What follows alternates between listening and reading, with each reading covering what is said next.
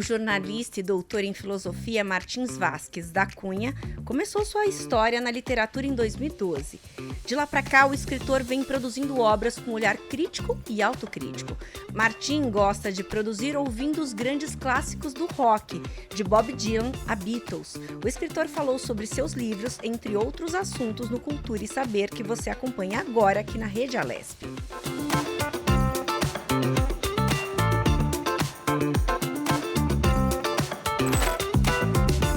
Fala pra gente como é que o bichinho da literatura te picou, em que momento que você resolveu que é escrever como um norte de vida, como é que foi isso? Bem, em primeiro lugar, obrigado pelo convite, obrigado por estar aqui com você, Melissa. Eu não sei se o termo correto é bichinho da escrita, eu acho que seria uma espécie de verme da escrita, porque na verdade a escrita não é algo que apenas te incomoda, é uma espécie de algo que te come por dentro, né? Ao mesmo tempo que é uma espécie de vocação, né? É também uma profissão. E o problema da escrita é que quando ela se torna uma profissão, aí sim ela pode ser algo que te devora por dentro. Então você tem que tomar muito cuidado para não deixar que esse verme te devore por completo. Então a disciplina que um escritor tem para transformar esse tipo de vocação numa espécie de bênção é algo muito complicado e muito intenso. É legal você falar isso dessa questão do que devora por dentro, porque a gente sabe que ao longo do processo as pessoas têm se interessado menos, infelizmente, por ler. E obviamente que você quer fazer um livro para vender esse livro, para que você consiga se sustentar com a sua arte, com a sua forma que você adotou ali de escrita. Como é que é isso? É esse processo interligado entre o que você quer produzir e o que o mercado te exige? Bem, a primeira regra para você ser um escritor de verdade é justamente você não se preocupar com o que os outros pensam de você. Então, quando eu escrevo um livro meu, eu não estou preocupado com o leitor.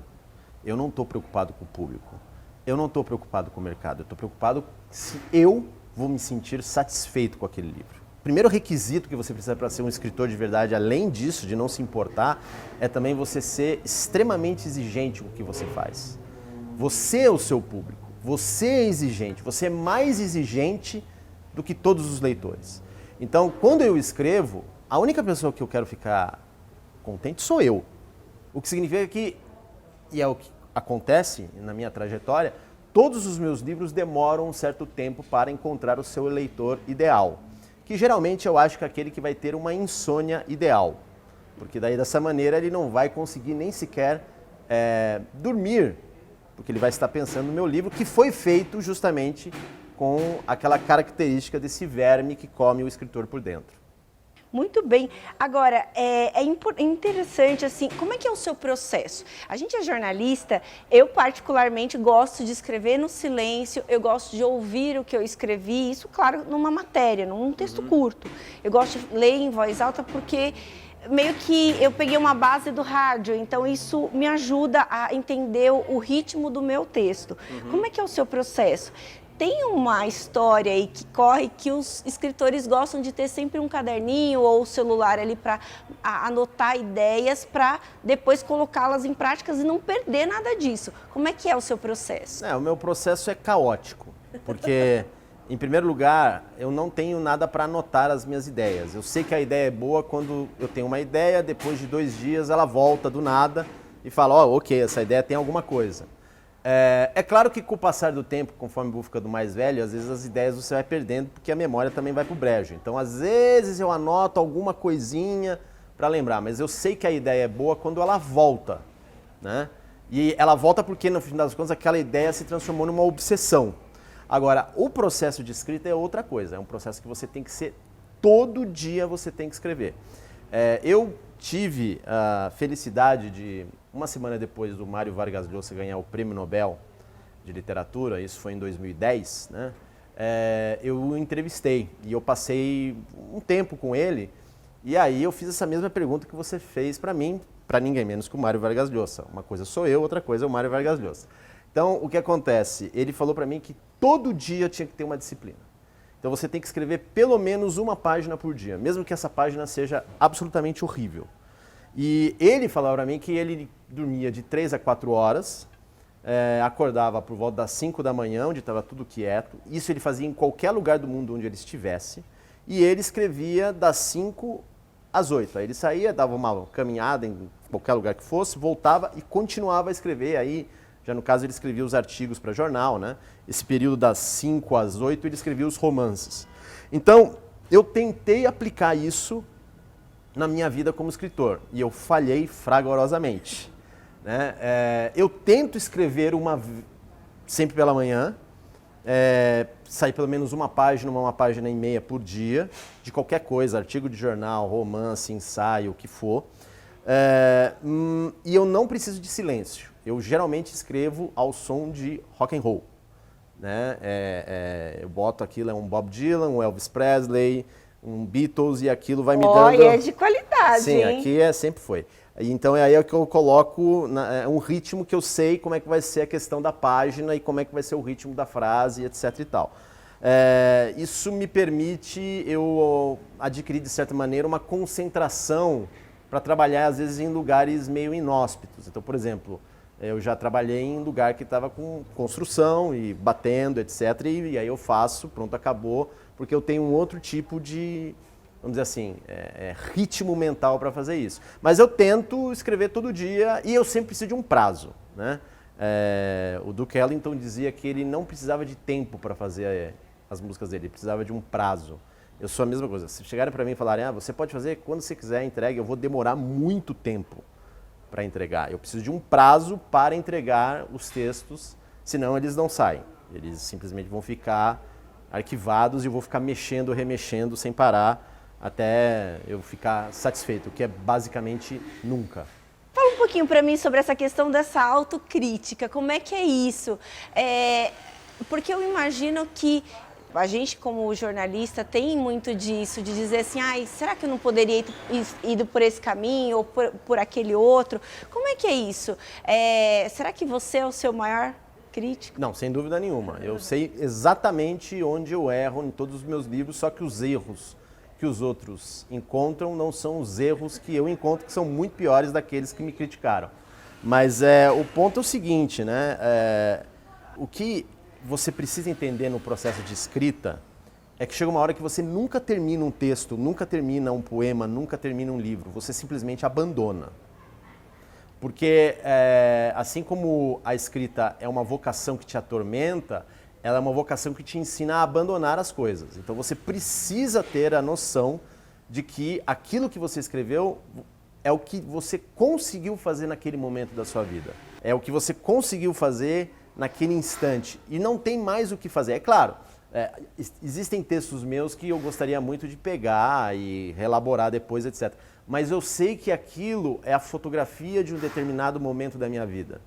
E aí eu tenho que rezar ao bom Senhor para Ele me dar uma oportunidade de um livro seguinte eu poder desenvolver aquela ideia, ou desenvolver aquele tema, etc e tal. Então é isso, você precisa saber, na verdade, o momento de abandonar um texto, abandonar um livro ou qualquer coisa que você esteja escrevendo, porque você nunca termina, é sempre um processo orgânico, né? É um longo argumento do princípio ao fim.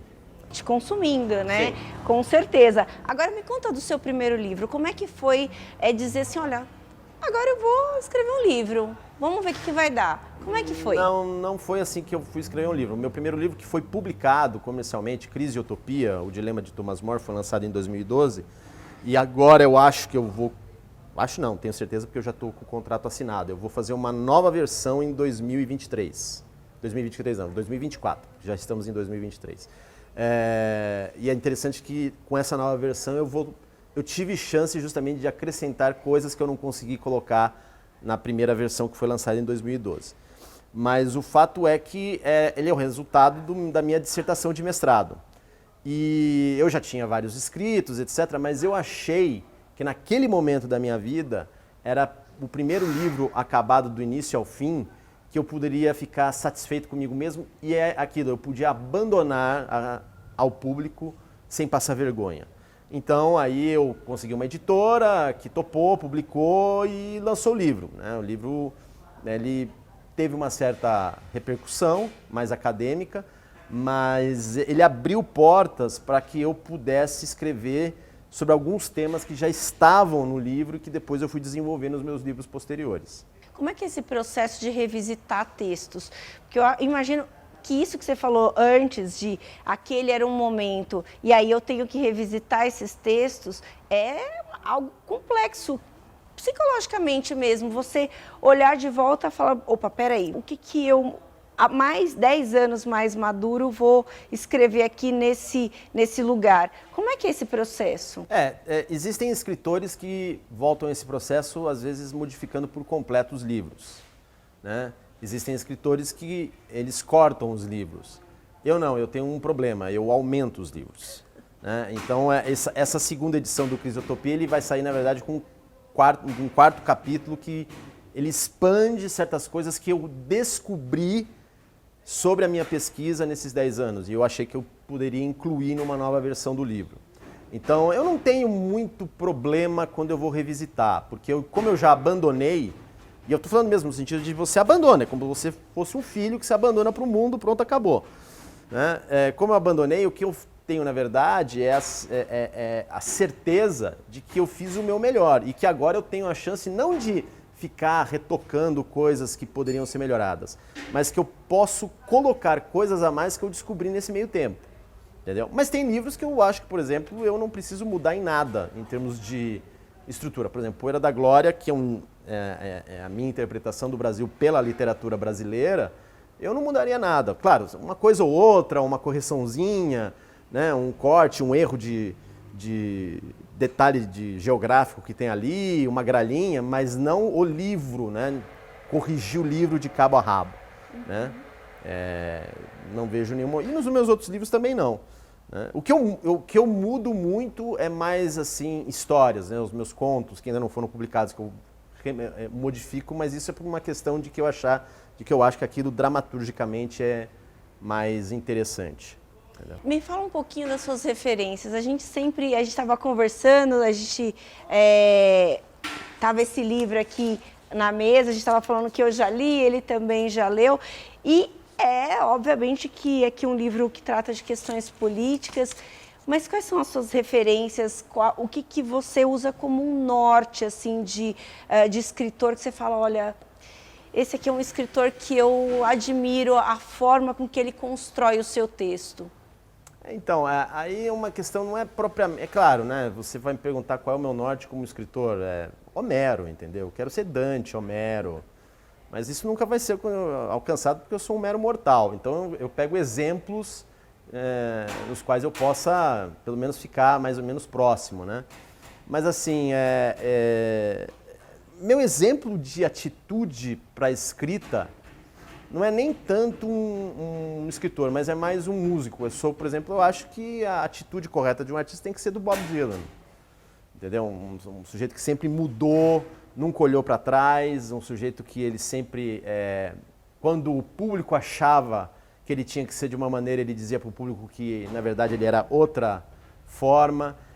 A literatura, ela tem... E eu tive já a oportunidade de encontrar com vários heróis literários meus, pessoalmente, né? Não só Mário Vargas Llosa, mas James Ellroy, o cineasta Werner Herzog. Conheci, são os meus heróis, né? Tive a oportunidade de fazer isso. Mas eu acho que a literatura tem muito ego envolvido.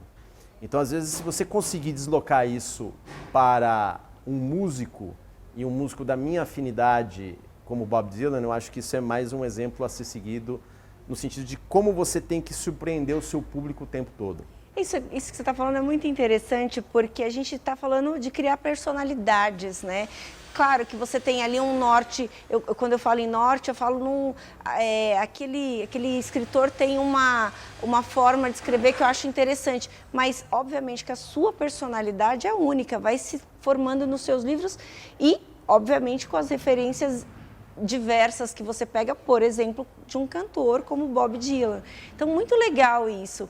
Agora, mudando um pouquinho de assunto, a gente vive uma situação bem delicada nesse momento da literatura. Muita gente deixou de ler livros, muitas livrarias fechando, E a gente tem ali, obviamente, que ainda, graças a Deus, muita gente que ainda gosta de livros, mas a gente tem ali um conflito com o digital. Como é que é isso? Como é que você, como escritor de profissão, vê uma questão como essa?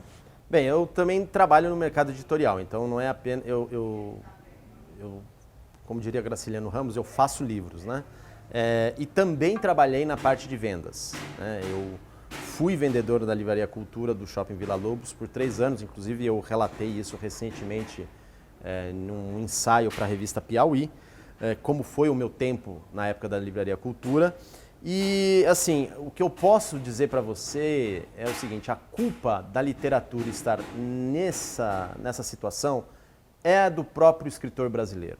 Nos últimos 30, 40 anos, o escritor brasileiro, ele simplesmente desaprendeu a não só conversar com o público em geral, mas também a ser sincero consigo mesmo.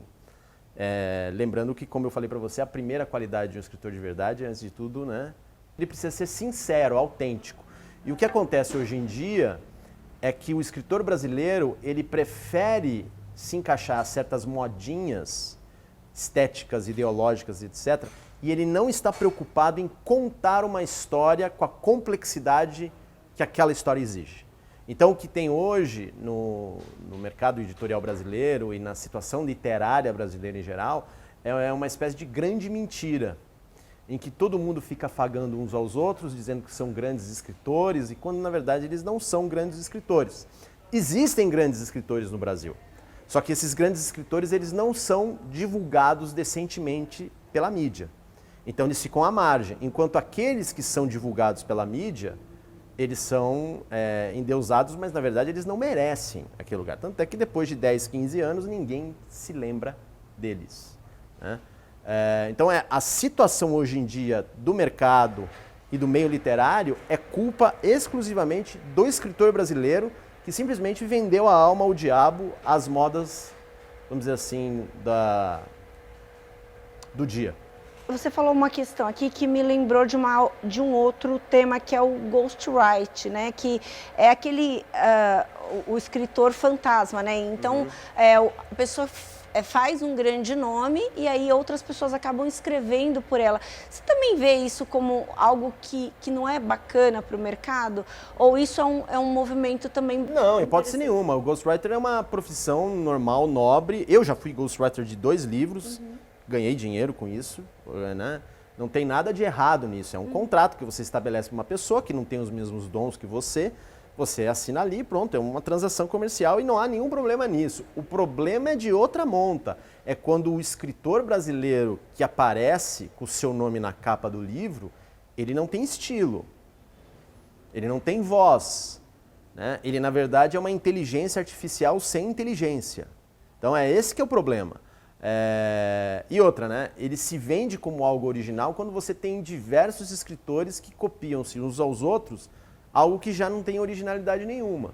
O que falta hoje em dia na questão da literatura brasileira não é o problema do ghostwriter. O ghostwriter é uma profissão nobre, etc.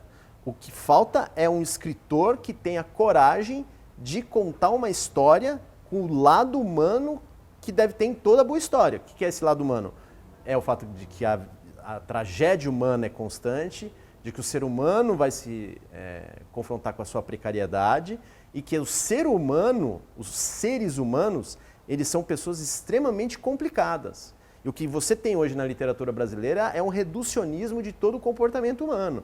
Ou é uma questão de identidade, ou é uma questão política, ou é uma questão, às vezes, sociológica. É claro que esses problemas existem e eles precisam ser resolvidos, mas literatura não é para ser panfleto. Literatura precisa contar uma história. Profundidade. Exatamente. E se você só vai encontrar essa profundidade quando você for querer entender o ser humano nos seus dilemas imortais, né? Então, como ele se relaciona com as outras pessoas, o que ele faz quando ele se depara com o problema da morte, o que ele faz quando se depara com o problema do sofrimento, enfim, aqueles assuntos que são as primeiras e últimas coisas. É isso que a literatura de verdade se preocupa.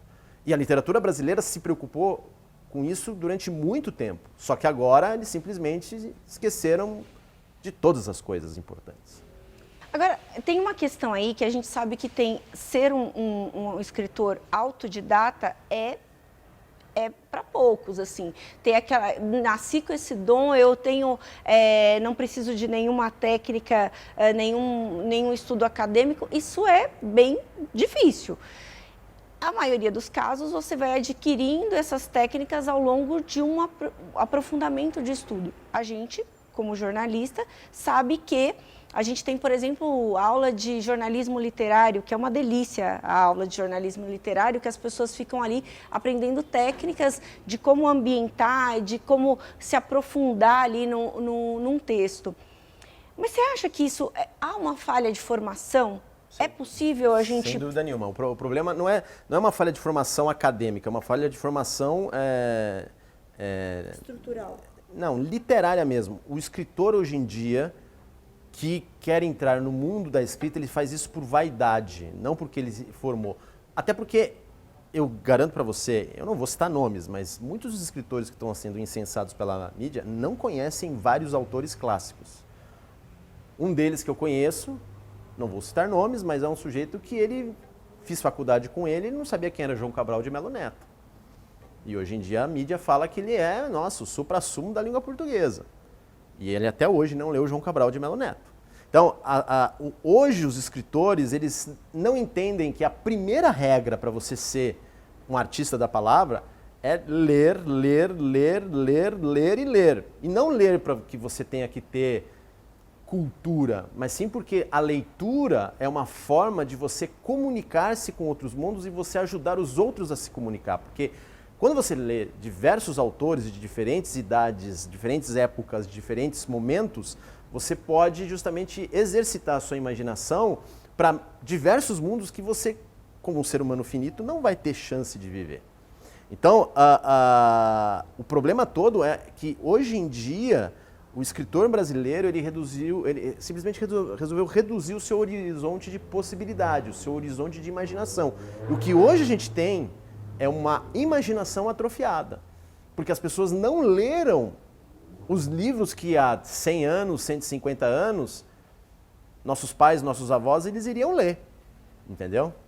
Normalmente, como parte da educação sentimental deles. Aí a gente volta àquela questão das referências, né? Que é importante como base você ter saber quais foram os autores que perduram durante décadas. Por que eles perduram durante décadas? Por que a gente fala de Machado de Assis ainda hoje? Por que a gente fala de tantos outros nomes ainda hoje? Nomes que já não estão entre nós. Então, quer dizer, são referências. São referências porque eles estão falando justamente do dilema da condição humana, né? Só fica no panteão literário quem consegue falar sobre o dilema do que é ser alguém nesse planeta que é provisório. Então, Machado, você falou isso, por que Machado é considerado hoje o nosso patriarca da literatura brasileira? Porque ele conseguiu sintetizar uma forma de pensar, não o brasileiro, mas o ser humano que vive no Brasil e que tem os mesmos problemas do sujeito que mora na Europa, nos Estados Unidos, na Austrália, o que for, entendeu? É uma espécie de comunicação invisível que esses escritores têm entre si, que justamente formam uma espécie de país paralelo, né? Um país oculto, que você está lá, que é justamente a famosa República das Letras, né? Você tem aí os diversos escritores conversando entre si. Você falou que quando você está escrevendo, você está preocupado com o que você, né, o que você pensa desse produto. Mas e o feedback do público? Isso também é norte para você?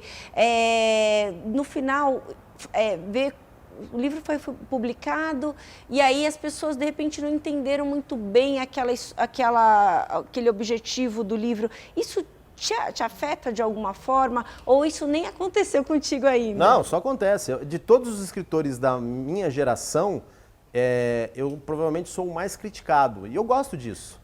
Porque o importante não é se detestam o que você escreve ou se gostam do que você escreve, mas sim se discutem o que você escreve.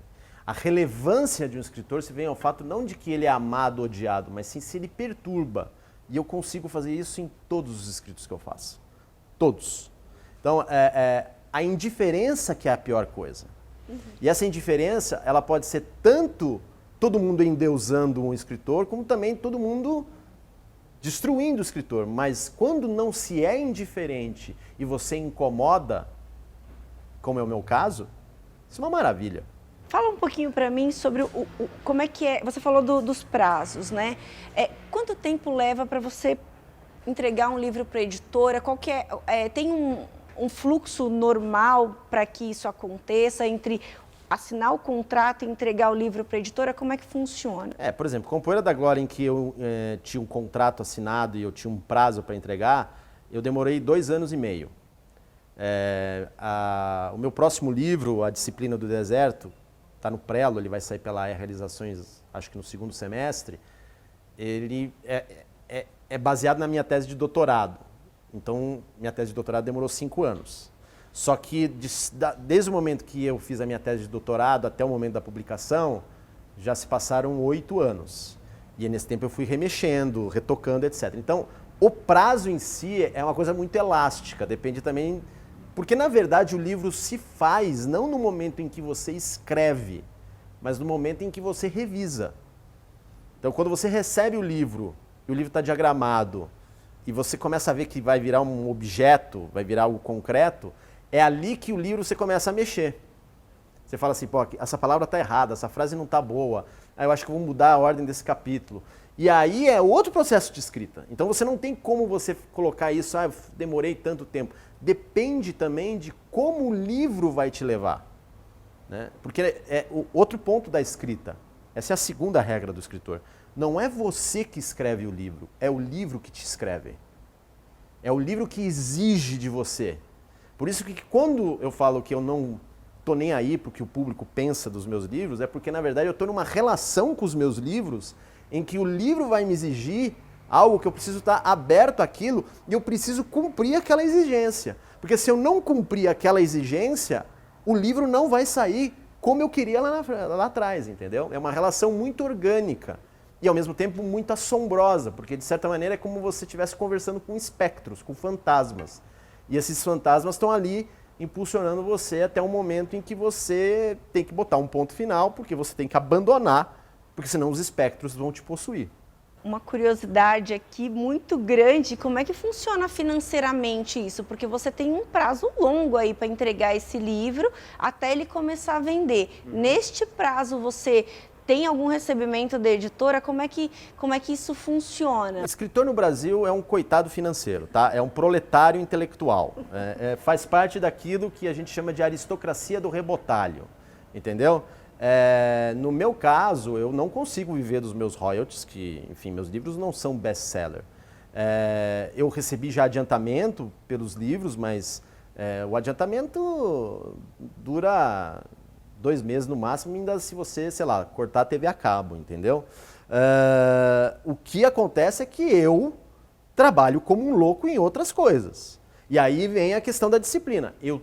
Se eu quero terminar um livro, seja porque ou um texto ou o que for, porque eu tenho um prazo para entregar, eu tenho que arrumar tempo para isso, entre as diversas coisas que eu faço para pagar minhas contas. Então o que eu faço é acordar logo pela manhã e tentar terminar tudo em 2, 3 horas. E aí você vai fazendo isso e você vai tocando as outras coisas do dia para você, enfim, sobreviver. Porque a profissão de escritor no Brasil, ela é muito ingrata. Ela é muito ingrata, ela não é para... Por isso que diversos escritores atualmente estão vendendo sua alma ao diabo, no sentido de se vender a modinhas, porque eles precisam pagar suas contas. Mas o dilema do escritor de verdade é o seguinte, até que ponto ele vai perder aquela integridade que motivou o verme da escrita? Ele quer perder isso? Porque o escritor tem que entender se ele é realmente um escritor e quando chegar ao fim dos dias dele, ele vai ter que prestar contas. E não é porque ele escreveu bem ou ele escreveu mal, mas sim se ele colocou a vida dele em tudo aquilo que ele escreveu. E é isso que vai pesar na balança. Então, o que falta, a meu ver, na questão brasileira, é de que há um mercado editorial que facilita muito para editores e publishers e até mesmo agentes literários que ganham dinheiro a serviço do escritor, e o escritor, que é o verdadeiro criador, o verdadeiro fundador de tudo isso, ele não é nem sequer remunerado como tem que ser remunerado. Então, por exemplo, o escritor só ganha 10% de royalties dos livros. Às vezes ganha 8%. 10% de royalties, ou seja, a editora tem 90%. Exceto um ou outro escritor que vai ganhar talvez alguma participação direta das vendas. Artigos de jornal, você vai nos grandes jornais, se te pagarem 700, 800 reais é muito. É um milagre. 500 reais é a média. Você escreve lá um artigo de 10 mil caracteres. Te pagam 500 reais. O que vai fazer? Não vai te ajudar em nada. Então, o escritor precisa encontrar outros meios, entre eles ser um ghostwriter, para justamente ele sobreviver. Porque não tem, porque no Brasil, toda e qualquer profissão que envolva criação artística está fadada ao fracasso se o escritor não tiver a perseverança necessária para ele continuar no seu caminho e não se deixar vender. Como é que funciona essa relação com a editora? A gente sabe que se você olha um escritor com muitos livros, nem sempre ele fica na mesma editora. Às vezes ele faz uma mudança ali estratégica e aí vocês mantêm vínculos. Como é que funciona isso na prática? Não, quando você falou do escritor que muda, não é questão estratégica não, é porque geralmente a editora mudou de editor e aquele editor não vai mais com a sua cara. É bem isso. Uma coisa é você ter uma relação de fidelidade com um determinado editor que apostou em você e tal, e outra coisa é quando a editora ela mudou de rumo e ela não quer mais saber de você, né? A relação entre escritor e editora é muito conturbada, porque o editor ele tem que agradar o espírito do escritor, que geralmente é um egomaníaco, e o escritor tem que conciliar com o editor, porque ele tem um negócio. Agora, muitas vezes o que acontece, e basicamente no Brasil isso acontece com frequência, nunca aconteceu comigo. Tá? Sempre tive excelentes relações com os meus editores. Mas o que acontece geralmente é que a editora acha que está fazendo um favor para o escritor que está publicando uma obra realmente revolucionária. Entendeu? Nunca foi o meu caso. Aliás, nunca foi o meu caso porque eu sempre fui muito precavido em relação a questões editoriais. Mas existem escritores que a editora está falando assim, olha, a gente vai publicar o seu livro aqui como se fosse um favor para você. Mas, na verdade, o sujeito está publicando uma obra-prima. Entendeu? Enquanto não houver uma mudança de paradigma no mercado editorial, de que o livro, na verdade, não é só um produto, mas é um objeto espiritual, que o escritor está colocando a sua vida ali, mas, ao mesmo tempo, precisa tirar a sua subsistência financeira e física, o que vai acontecer é que você vai ter uma espécie de elite que ganha muito e o escritor, que é a base desse mercado, desse mundo, ele vai ficar sendo subaproveitado. E é por isso que hoje em dia o mercado editorial e a literatura em geral, o que acontece? Vou repisar, parece que eu estou repetindo, mas isso é muito importante frisar.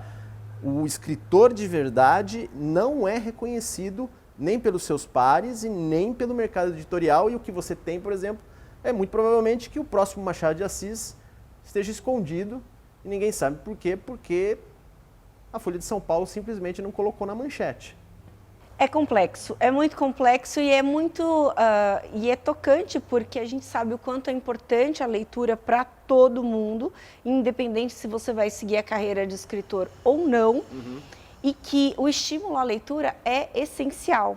E aí vem a minha pergunta, a gente sabe que a gente está fazendo uma geração que está muito ligada nas redes sociais e que até na hora de escrever um texto curto ali tem algumas dificuldades consideráveis e isso vem também de uma base de falta de leitura.